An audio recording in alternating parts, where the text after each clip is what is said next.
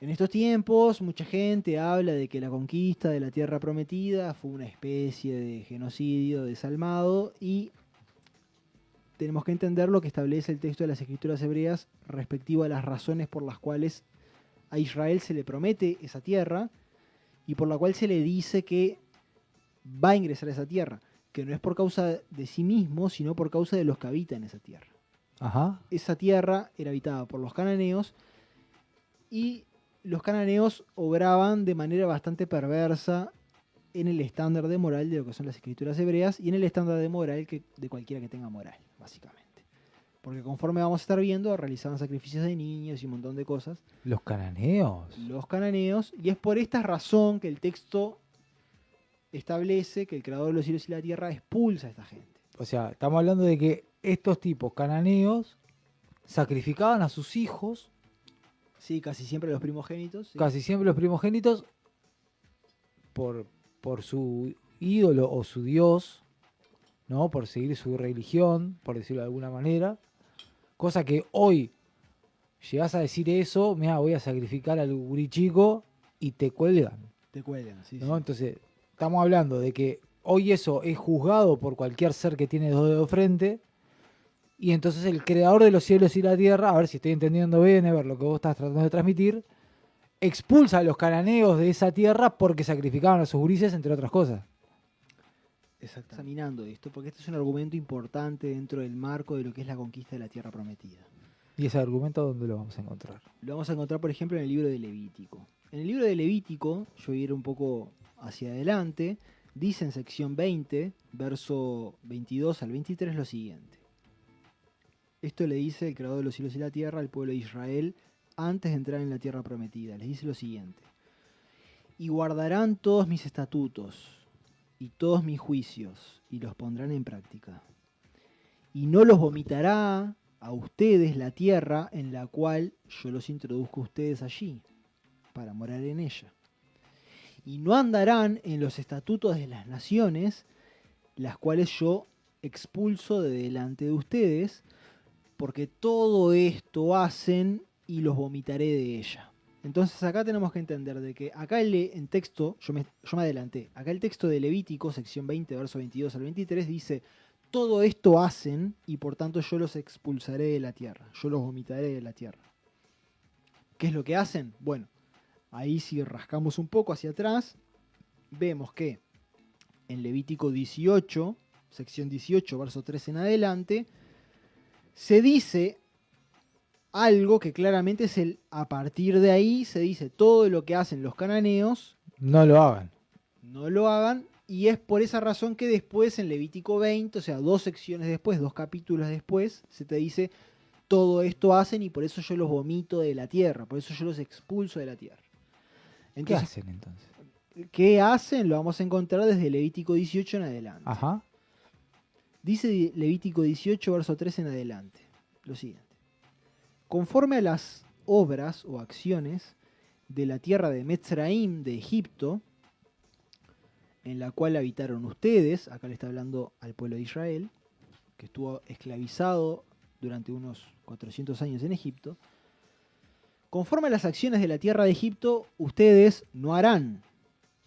Y conforme a las acciones de la tierra de Canaán, que es la tierra prometida del pueblo de Israel, el actual territorio del Estado de Israel, eso es la tierra de Canaán, conforme a las acciones de Canaán, en la cual yo los introduzco a ustedes, allí no harán.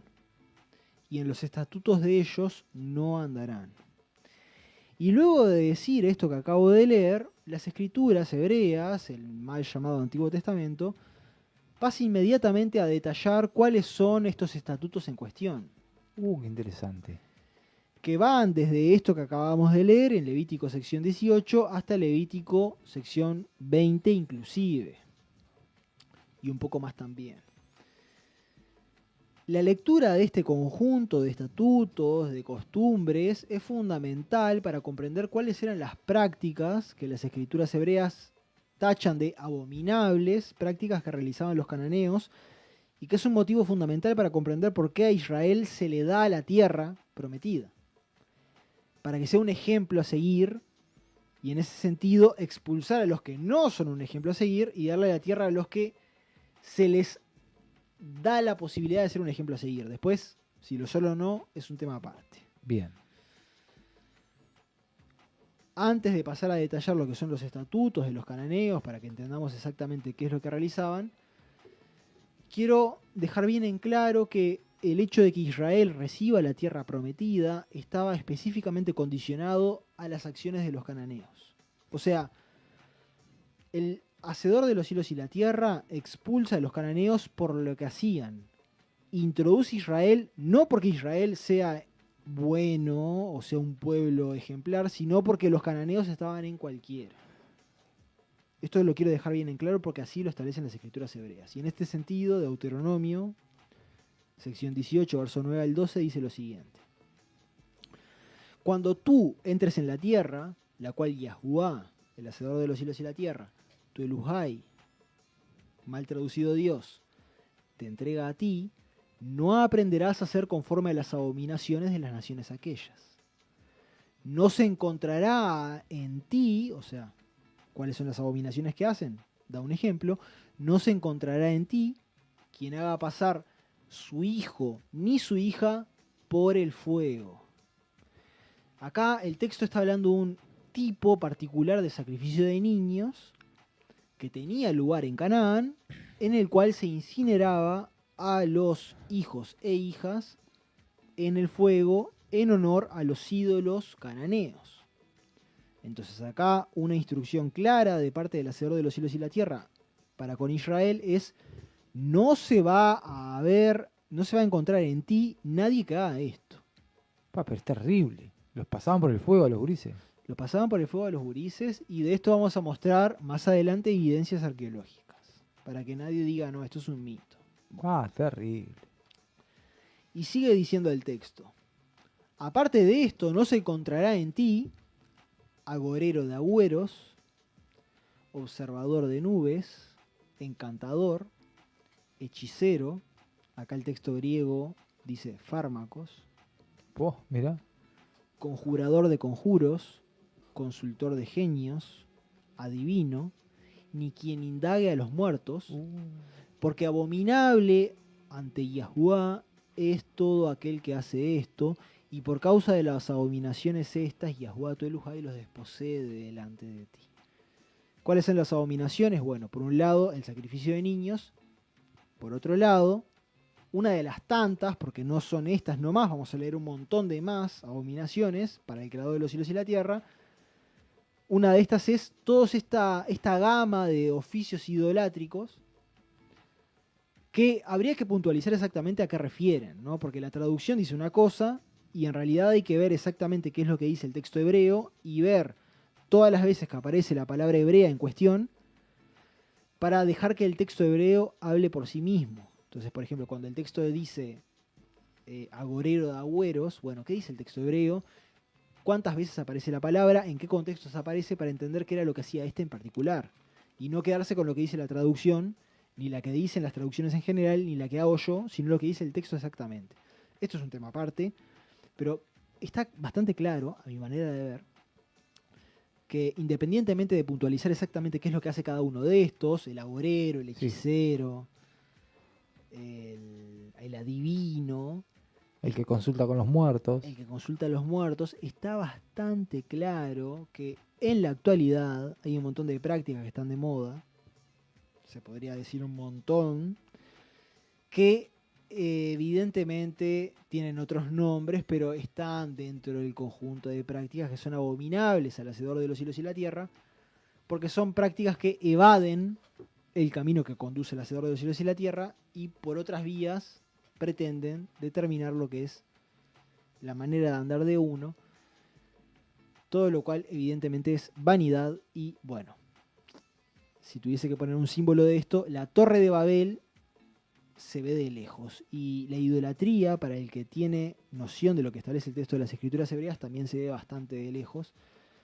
y está muy claro en este sentido, más allá de decir exactamente qué es el agorero, qué es el consultor de nubes. Bueno, algunas prácticas en el presente son esto mismo con otros nombres. Pero sigamos leyendo a partir de ahora, Deuteronomio, sección 9, verso 4, dice lo siguiente.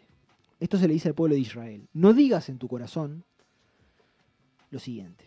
Cuando los arroje Yahuwá, tu Elohai, tu ser superior, a ellos, a los cananeos en contexto de delante de ti, no digas, por mi justicia me introduce Yahuwá en la tierra esta. No, sino que por la maldad de las naciones estas, Yahuwá las desposee de delante de ti. No es por tu justicia ni por la rectitud de tu corazón que vos entrás a desposeer la tierra de ellos, sino por la maldad de las naciones estas que Yahuwá tu Elohai las desposee de delante de ti, y para cumplir la palabra que juró Yahuwá a tus padres, a Abraham, a Isaac y a Jacob. Eso está bueno porque es un poco lo que vos decís, no es porque, no es que Israel entra en la tierra porque era el mejor pueblo del mundo, el pueblo, ¿no? O sea, el pueblo ejemplar, que estaba llamado para, pero no era porque fuera el ejemplo, sino porque la maldad de los cananeos era enorme. Israel es llamado a dar ejemplo. Claro. Después, como dijiste vos en un momento, que después lo haga o no lo haga es un tema aparte. Exactamente. Pero estaba llamado a eso. Estaba llamado a eso, pero acá el eje, el énfasis es, no es por tu justicia, es por la maldad de estos que yo los expulso de delante tuyo. Y esto lo tenemos que tener en cuenta. Tan es así que nosotros tenemos buen testimonio en la escritura de lo que, por ejemplo, fue el patriarca Abraham, el que el mundo conoce como Abraham. El texto de las escrituras hebreas habla muy bien de él, y sin embargo, siendo que él es llamado incluso amigo del ser superior, o sea, un ser íntimo para con el ser superior, para con el hacedor de los cielos y la tierra, con todo lo que eso implica, así todo, él en sus días, a él se le promete que su descendencia iba a heredar la tierra, pero esa herencia estaba condicionada a la actitud de los cananeos. ¿Y cuál es el punto acá? Que el texto establece claramente que hasta que los cananeos no colmen la medida de la maldad de ellos, yo a vos no te voy a dar la tierra. O sea, yo a vos te voy a dar la tierra solo porque estos están en cualquiera. Claro, están en cualquiera y van a estar en cualquiera durante estos 400 años que siguen, van a estar en cualquiera. Si eso es así, yo ahí le voy a dar la tierra a tu descendencia. Exactamente. Y este es un punto que hay que enfatizar. En este sentido está escrito en Génesis, sección 15, verso 16, lo siguiente. Acá el creador de los cielos y la tierra le está diciendo a Abraham, mira, yo te voy a dar la tierra, pero, el pero es un montón de cosas, y en el verso 16 dice, en la generación cuarta, o sea, de acá a 4 generaciones para adelante, volverán aquí, a esta tierra que te estoy prometiendo a ti, porque no se culminará o completará la maldad del amorreo hasta entonces. Acá hay que entender que el amorreo es una de las tantas naciones cananeas que había en aquel entonces. Esto queda claro en los linajes que están, aparecen en Génesis sección 10. El amorreo es un linaje de Canaán. Es un cananeo, pero el amorreo era de las principales naciones cananeas y por eso es tomado como ejemplo. Pero acá a Abraham se le condiciona que su descendencia, a la cual se le había jurado que se le iba a dar la tierra prometida por herencia, no le iba a recibir hasta que no fuera colmada la maldad de los amorreos. Y tenemos que entender de que ya en aquel entonces, en la época de Abraham, ya en aquel entonces los cananeos en general estaban en cualquiera, porque en época de Abraham fue que tuvo lugar lo de Sodoma y Gomorra.